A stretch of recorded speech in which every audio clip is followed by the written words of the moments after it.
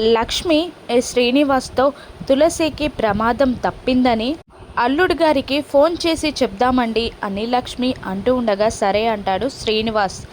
Phone తీసుకొని జైకి dial చెయ్యబోతూ ఎదురుగా వస్తున్న కారులో ఉన్న జైని చూసి షాక్ అయ్యి, జై బాబండి కారులో వెళ్తున్నాడు అని లక్ష్మి గట్టిగా శ్రీనివాస్తో చెప్పగానే జై ఇక్కడెందుకుంటాడే అని శ్రీనివాస్ కన్ఫ్యూజ్ అవుతూ ఉంటాడు.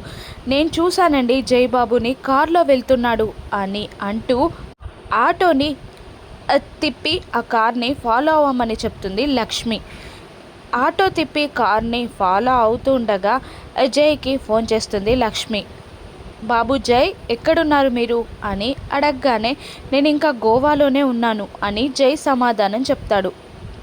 మీరు నాకు మరి కార్లో ఇక్కడ కనిపించారేంటి అని లక్ష్మి జైని అడుగుతుండగా మిర్రర్లో నుండి వెనకాల వస్తున్న ఆటోలో ఉన్న లక్ష్మి శ్రీనివాస్లని చూసి దొరికిపోయాను అని స్టీరింగ్ పైన గట్టిగా కొడతాడు జై. లక్ష్మి శ్రీనివాస్లున్న ఆటో కార్ని క్రాస్ చేసి మరీ కార్ని ఆపేస్తారు. జై లక్ష్మి శ్రీనివాస్లకి డైరెక్ట్గా దొరికిపోయాడా? రాను ఎపిసోడ్స్లో చూద్దాం. Thank you for watching.